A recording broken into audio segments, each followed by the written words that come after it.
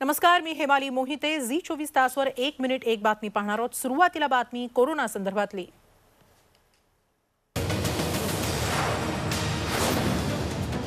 हिवाळ्यात राज्यात कोरोनाची दुसरी लाट येण्याची शक्यता आहे. हिवाळ्यात जरी कोरोनाची दुसरी लाट आली तरी तिचा सामना करण्यासाठी राज्य सरकारची आरोग्य यंत्रणा सक्षम आहे, पण नागरिकांनीही योग्य खबरदारी घेण्याची गरज आहे. राज्यातील कोरोनाची रुग्णसंख्या सध्या उतरणीला लागली आहे. कोरोना रुग्णवाढीचा दर 10% खाली गेलाय. दररोज वाढणाऱ्या रुग्णांची संख्याही 5000च्या आसपास आली आहे. ही सकारात्मक बाब असली तरी युरोपप्रमाणे महाराष्ट्रातही हिवाळ्यात कोरोनाची दुसरी लाट येण्याची शक्यता राज्य सर्वेक्षण अधिकारी प्रदीप आवटे यांनी व्यक्त केली आहे. कोरोनाच्या पहिल्या लाटेत नागरिकांच्या शरीरात अँटीबॉडीज तयार झाल्या आहेत. शिवाय रोगप्रतिकारक क्षमता आणि हर्ड इम्युनिटीमुळे दुसऱ्या लाटेचा महाराष्ट्रावर जास्त परिणाम होणार नाही असा दावाही करण्यात येतोय. दरम्यान कोरोनाची दुसरी लाट येण्याची शक्यता नाही तरी आरोग्य विभागाने सगळी तयारी करून ठेवली आहे. मात्र तरीही सर्वांनी काळजी घ्यावी असं आवाहन आरोग्यमंत्री राजेश टोपे यांनी केलंय.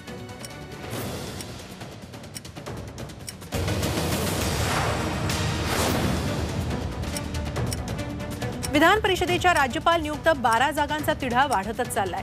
एकीकडे राज्यपालांकडे ही नावं पाठवण्यासाठी राज्य सरकारला मुहूर्त सापडत नाहीये, तर दुसरीकडे ग्रामविकास मंत्री हसन मुश्रीफ यांच्या आरोपांमुळे नवाच वाद रंगलाय. राज्यपाल भगतसिंग कोश्यारी आणि देवेंद्र फडणवीस यांनी विधान परिषदेच्या 12 जागांचा प्रस्ताव फेटाळण्याची रणनीती आखली आहे असे गंभीर आरोप मुश्रीफ यांनी केलेत.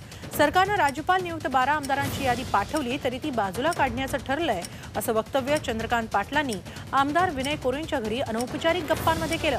त्यावेळी राष्ट्रवादी काँग्रेसचे 2 कार्यकर्ते तिथे उपस्थित होते. मात्र मास्कमुळे चंद्रकांत पाटलांनी त्यांना ओळखलं नाही असा गौप्यस्फोट मुश्रीफ यांनी केलाय. दरम्यान सोमवारी ही 12 जागांची यादी राज्य सरकारकडून राज्यपालांकडे पाठवण्यात येणार होती, परंतु शिवसेनेची नावं अद्याप निश्चित नाही, तर काँग्रेसमधून काही नावांना विरोध होतोय अशी चर्चा आहे. त्यामुळे राज्यपालांकडे नावं पाठवण्याचा सोमवारचा मुहूर्त देखील टळला. मराठा आरक्षणावरील सुनावणीसाठी लवकरच घटनापीठ स्थापन करण्याचे संकेत सरन्यायाधीशांनी दिले. सार्वजनिक बांधकाम मंत्री अशोक चव्हाण यांनी ही माहिती दिली. मराठा आरक्षणाबाबत सुप्रीम कोर्टात सुनावणी अंतिम टप्प्यात आली आहे.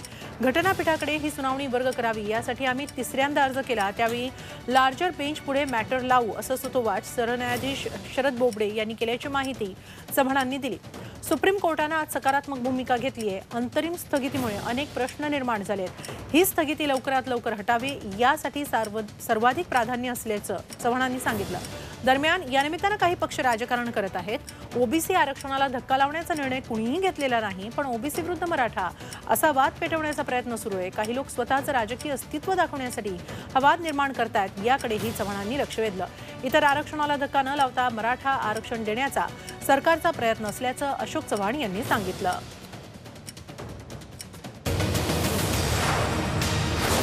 मराठा आरक्षणाला स्थगिती असली तरी लवकरच 11वी तसंच वैद्यकीय शाखेची प्रवेश प्रक्रिया सुरू होणार आहे. शिक्षण मंत्री वर्षा गायकवाड आणि वैद्यकीय शिक्षण मंत्री अमित देशमुख यांनी तसे स्पष्ट संकेत दिलेत.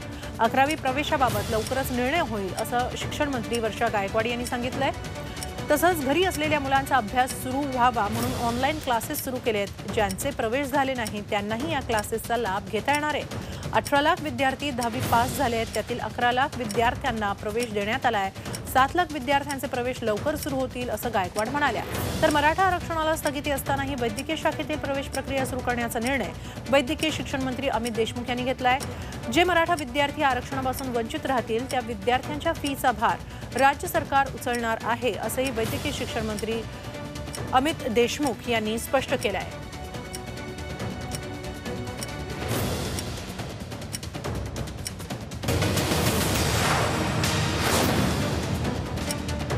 भारताची बॅडमिंटनपटू वर्ल्ड चॅम्पियन PV सिंधू हिच्या एका ट्विटमुळे काही काळ सोशल मीडियावर गोंधळ उडाला.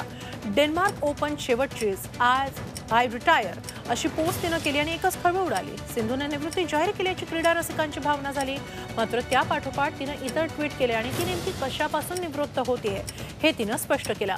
नकारात्मकता, भीती आणि अनिश्चिततेपासून आपण निवृत्त होत असल्याचं तिनं म्हटलं. तिनं कोविडच्या भीतीमुळे डेन्मार्क ओपनमधून माघार घेतली होती. या पार्श्वभूमीवर ट्विट करत या फुलराणीनं चांगलीच फिरकी घेतली. डेन्मार्क ओपन बाबत घडलं ते शेवटचं. मी निवृत्त होतीये. डेन्मार्कमध्ये मी देशाचं प्रतिनिधित्व करू शकले नाही, ते शेवटचं. सध्याची अस्वस्थता, नकारात्मकता, भीती, अनिश्चिततेपासून निवृत्ती घेतेय. अनोळखी गोष्टींवर नियंत्रणाच्या अभावापासून निवृत्त होतीये. महत्त्वाचं म्हणजे व्हायरसकडे बघण्याच्या दृष्टिकोनापासून निवृत्त होतीये, असं ट्विट सिंधूनं केलं.